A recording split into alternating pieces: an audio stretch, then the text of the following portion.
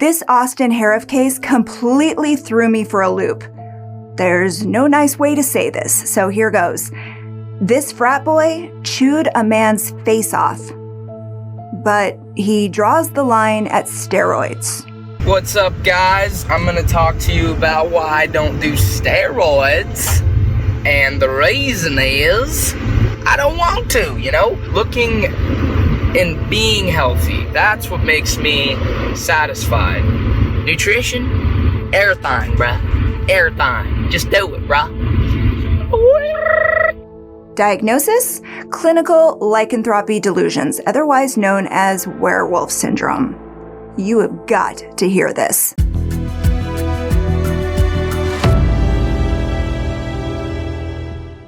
So glad you're here. I'm Amy. This is True Crime Recaps.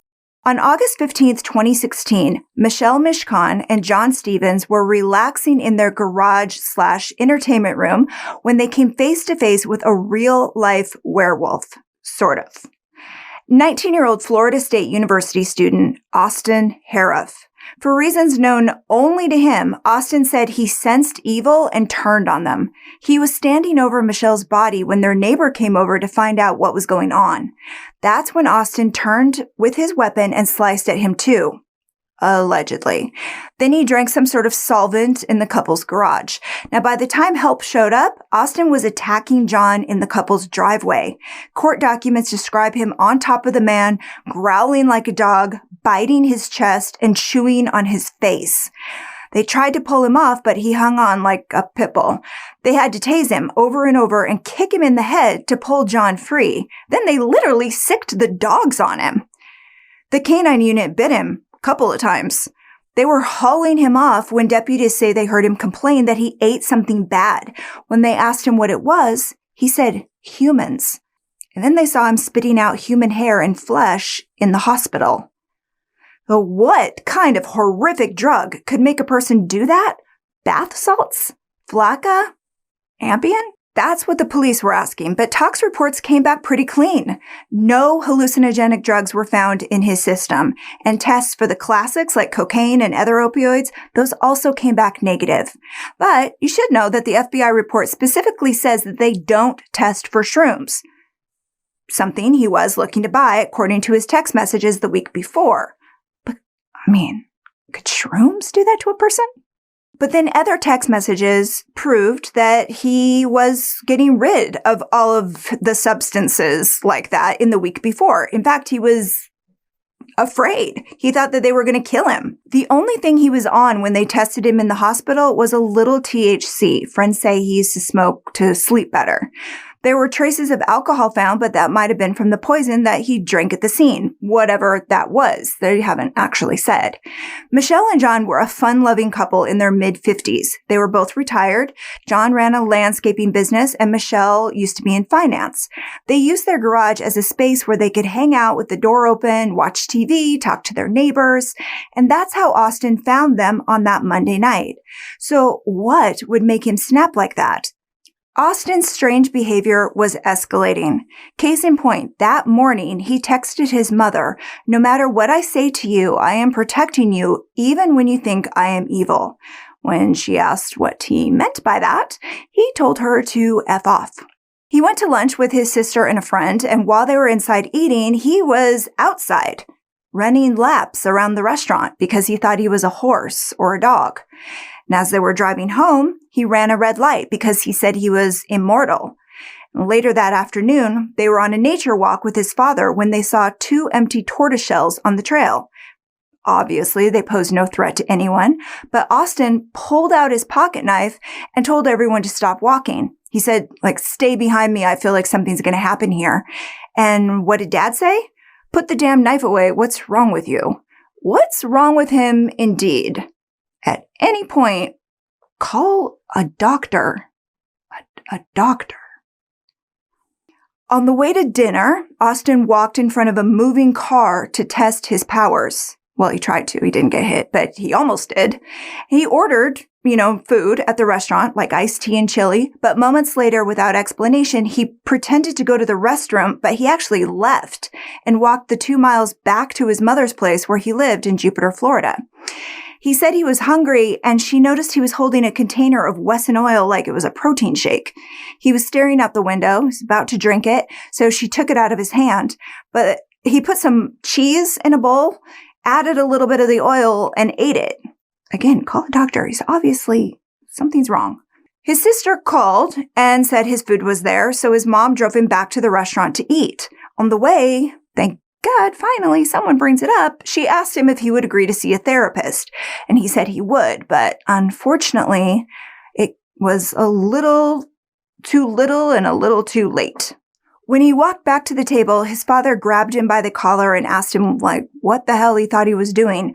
And according to him, Austin, raised his fist like he was going to hit him, but his dad's girlfriend, was like, Austin, stop, and he backed off. He left the restaurant again. For the last time, as it turned out. Now, what happened next comes straight from Austin via his defense-appointed psychiatrist.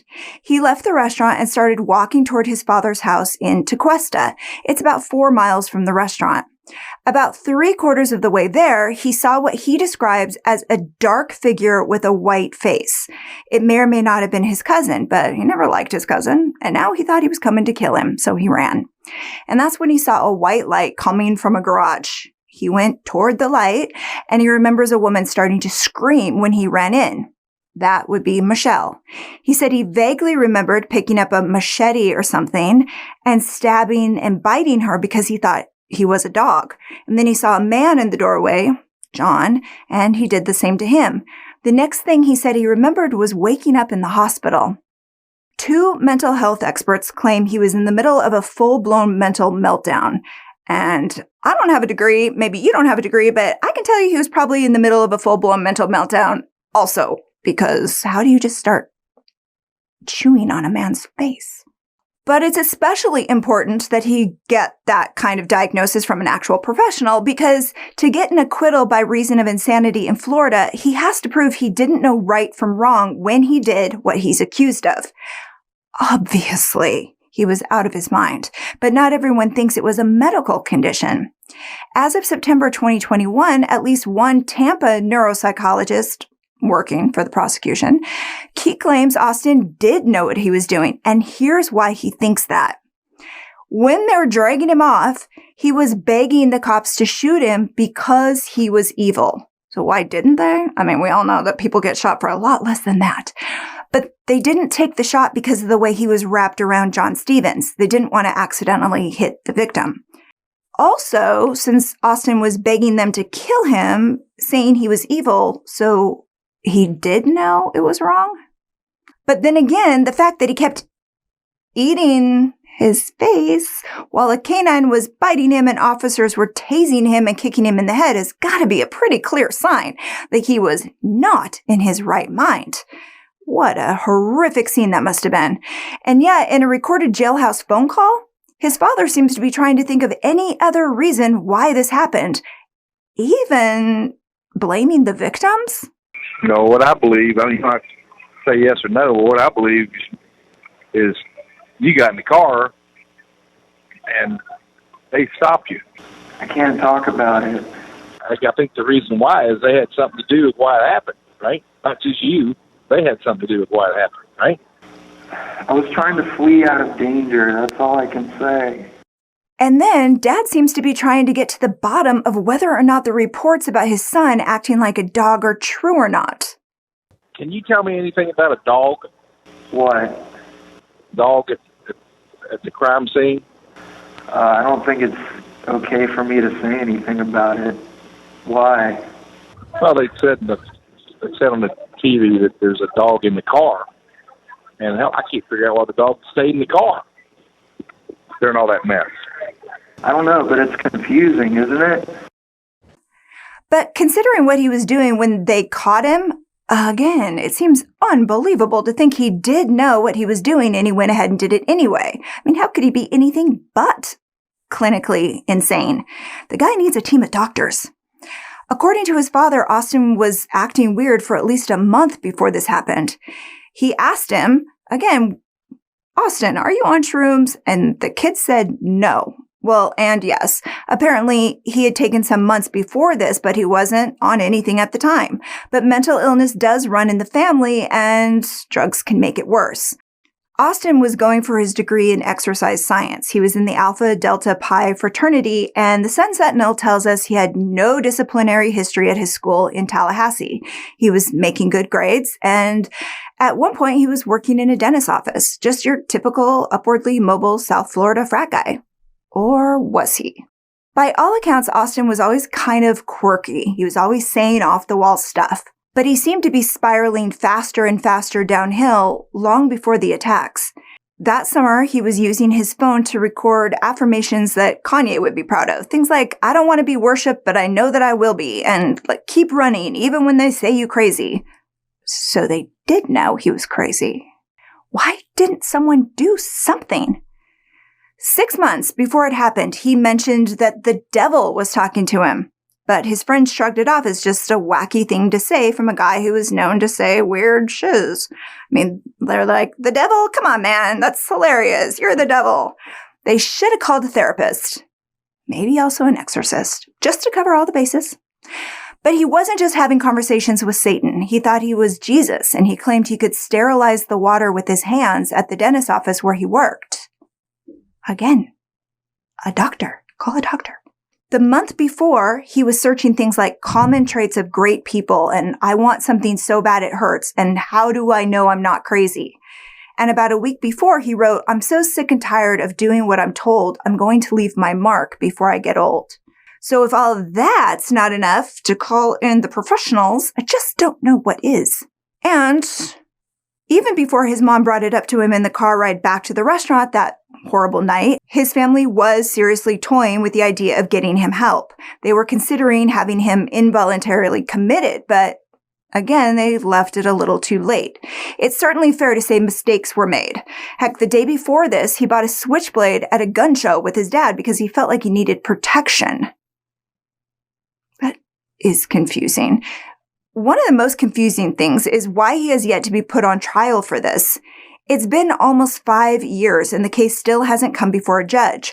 In 20 words or less, the issue seems to be, is he insane or not? Obviously, what he did is bizarre and disturbing and like all the adjectives, all of them. But mentally, if he was in a place where he didn't know what he was doing, then he'll spend the rest of his life locked in a hospital versus a prison cell. Either way, he's not going to any kegers anytime soon. And the lack of mind-altering drugs in his system is good news for his insanity defense.